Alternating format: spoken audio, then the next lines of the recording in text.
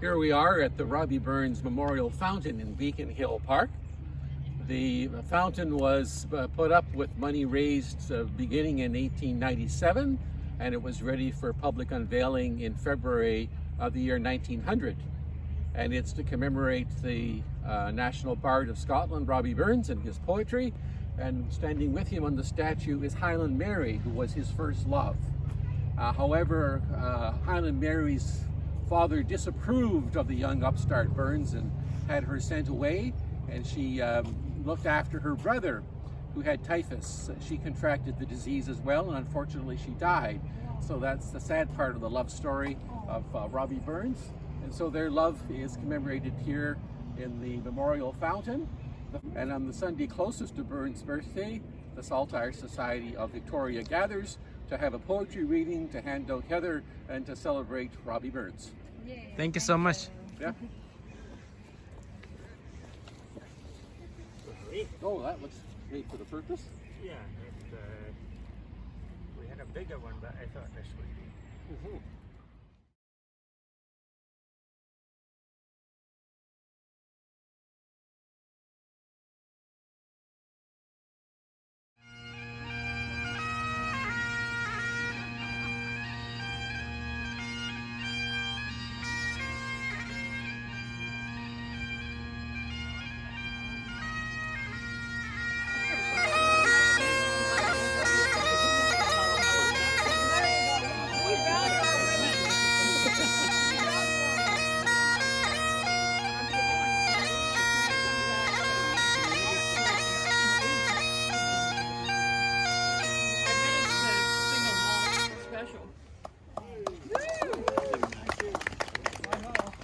Thank you, Dr. Ken Wilson and my colleague Larry Scott. He'll tell you a little bit about what's going to go on today. Larry.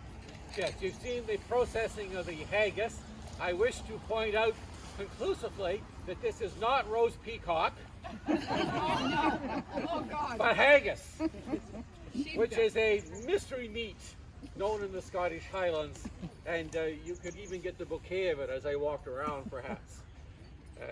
We are gathered here on the Sunday before Burns' birthday. His birthday is the 25th of January, and this is a custom of the Saltire Society of Victoria. The monument that you see here is actually a fountain, although today it has no water in it.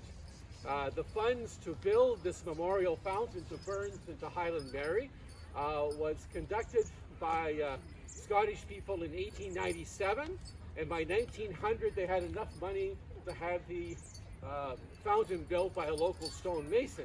The project took only 3 years, which is considerably less than the Blue Bridge.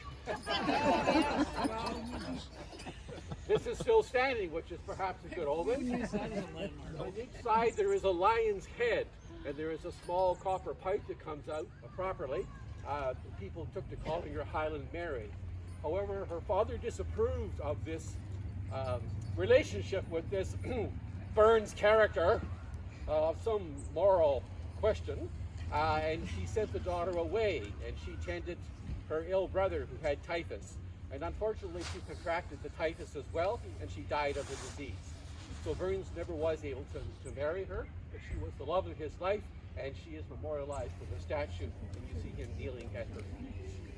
And we now have, I'm a 5 generations later Scot, so I don't claim any relationship to Robbie Burns directly. But we do have a native-born Scot here, Bob Williamson, who will tell us about the ritual, the ode to the haggis. Thank you, Larry.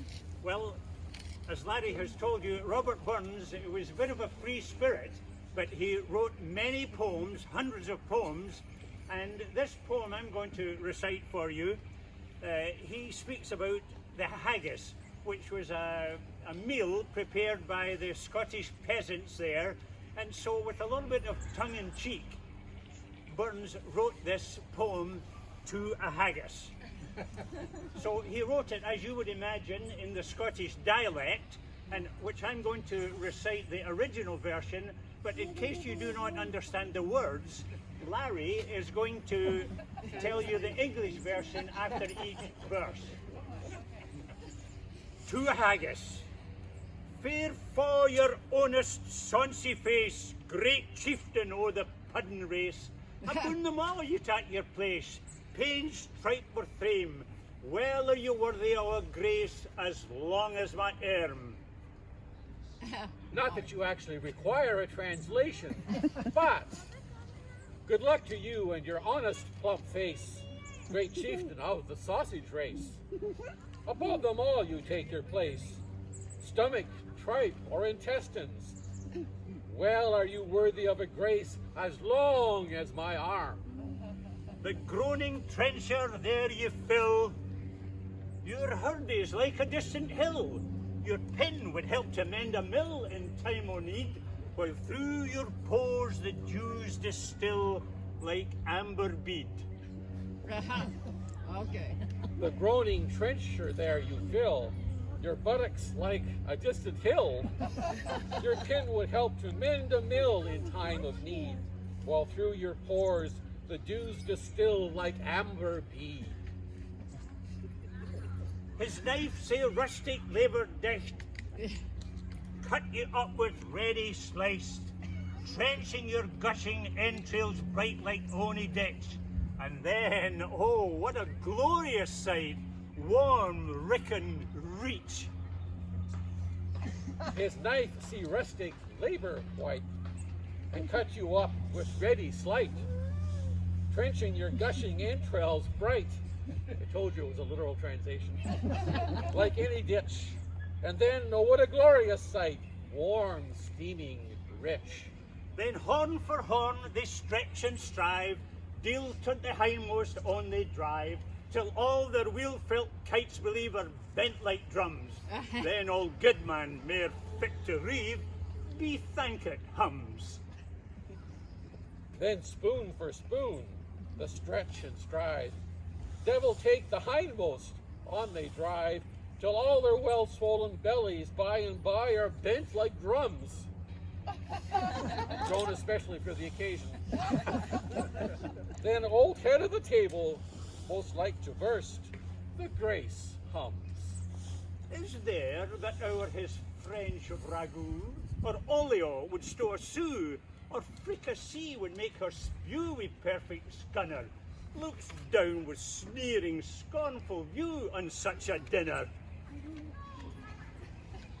Good luck to you and your honest plump face, great chieftain of the sausage race. Above them all you take your place, stomach, tripe, or intestines, well are worthy of your grace as long as my arm.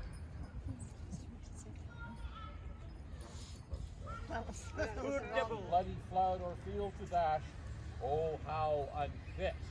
but mark the rustic, haggis fed, the trembling earth resound his tread, clapping his welling eve a blade, he'll mack it whistle, and arms and legs and heads he'll snap like taps of thistles.